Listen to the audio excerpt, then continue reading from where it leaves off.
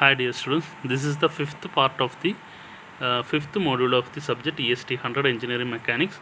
In the last part, that is in the fourth part, we have derived or we have seen some fundamental equations used in the field of the kinetics of the body rotating about a fixed axis. Now we will in this part we will be doing some problem or numericals from that particular part. First one is a string 5 meter long is wound around the axle of a wheel. A string of 5 meter length is wound around the axle of a wheel.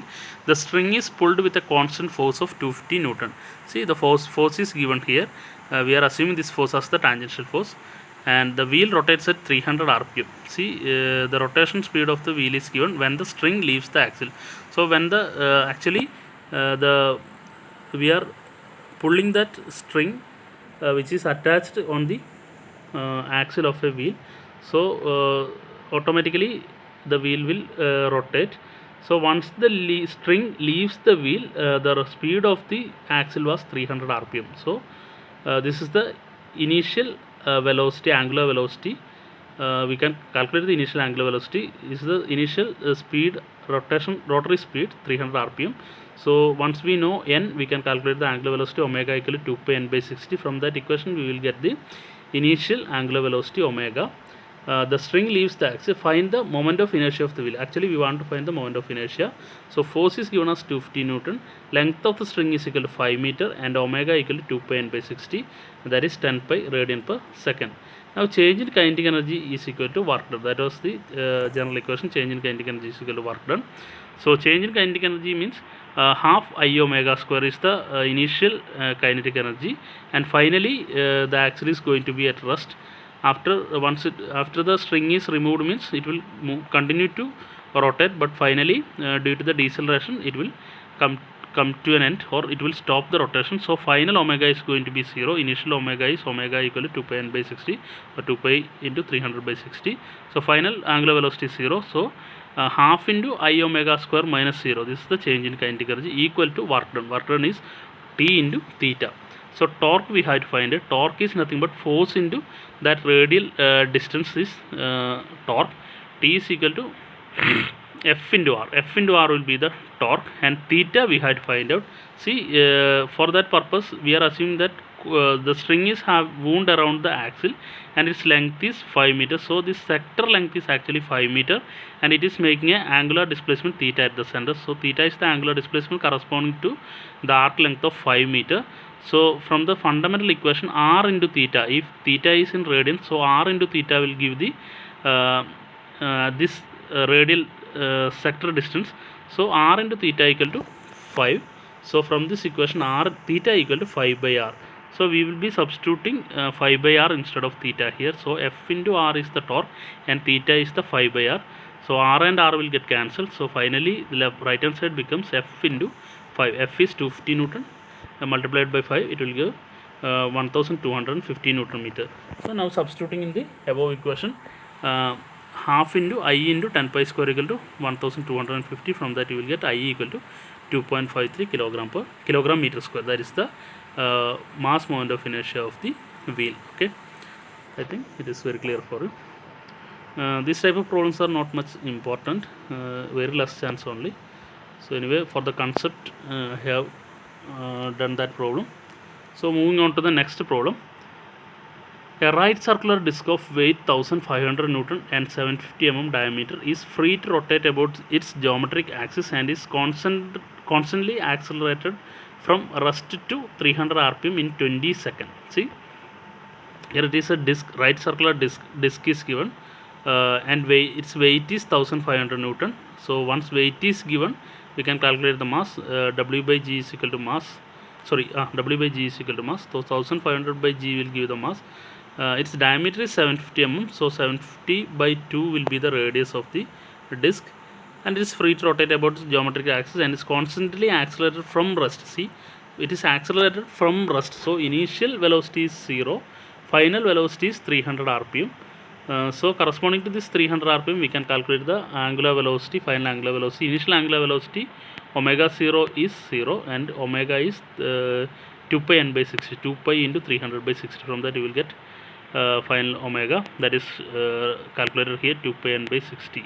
Okay, anyway, this is happening within 20 seconds, so time period is t is 20 seconds. So moving on, what we want to find out is determine the constant torque required to produce this acceleration. So what about the value of torque? That is what is we want to find out. So from the fundamental equation for the rotary motion, we have the general equation was omega equal to omega 0 plus alpha t. So instead of omega, I am taking the final omega, final angular velocity I am taking as omega 2, and initial angular velocity I am taking as omega 1. Actually it is omega 0 and this one is omega, so the notation doesn't matter. So final velocity is final angular velocity omega 2, initial angular velocity omega 1, then omega 2 equal to omega 1 plus alpha t is the fundamental equation. Here final angular velocity final omega corresponds to this 300 rpm, so omega 2 is 2 pi into 300 by 60. Initial angular velocity is 0, so it becomes 0. Alpha we don't know the value, into t is 20 seconds. So from this equation we can find out the value of alpha, and we got it as 1.57 radian per second square. Now moment of inertia of the disk is given as I is equal to mk square. So m is w by g and k is actually r by root 2. That equation you have to by heart. In the case of disk or very small cylinder means very rod and all, we have I is equal to mk square. The equation to calculate I was m into r square by 2. That was the equation to calculate the I, moment of inertia. So instead of m I am substituting w by g, and k square is r square by 2, or k is equal to r by root 2. Actually k is r by root 2, so k square is equal to r square by 2. On substituting, everything is known. W value we know, g value we know, r value, everything is known, so we can calculate the value of I equal to 10.75 kilogram per meter square. Remember to substitute r value in terms of meter. So finally you got I is equal to 10.75 kilogram per meter square, and from this we can calculate the torque. Torque T is equal to I alpha, that is general equation to calculate the torque. T is equal to I alpha. I is 10.75, alpha we have got from here it has 1.57 radian per second square. So finally the torque is 16.88 Newton meter. Note down that unit of torque, it is nothing but Newton meter. Okay.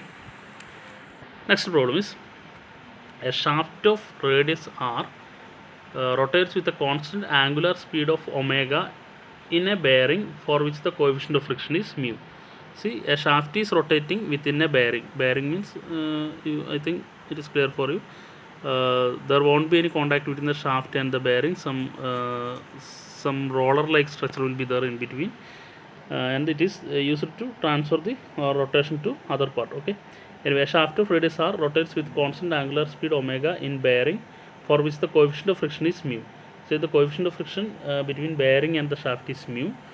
Through what angle theta will it rotate after the driving torque is removed?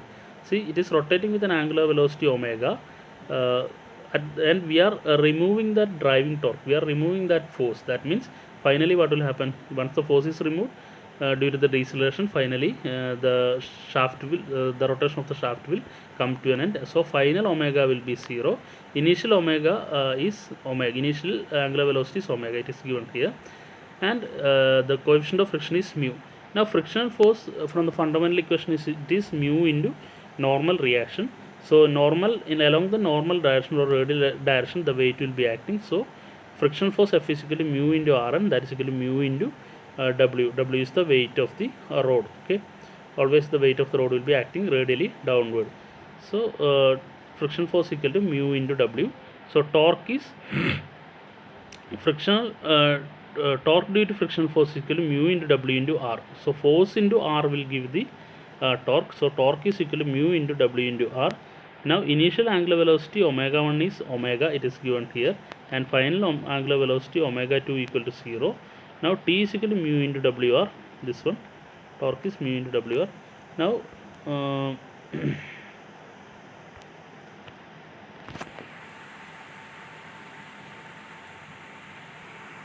now T is equal to mu into WR. Now from the fundamental equation we have torque T is equal to I into alpha. So I alpha equal to mu into W into R. So from this equation we have alpha equal to mu into WR by I. Actually, here it is disk. So for the disk, I is equal to m into r square by 2. That is the equation to calculate the mass moment of inertia of the disk, m into r square by 2. So I am substituting m into r square by 2 here.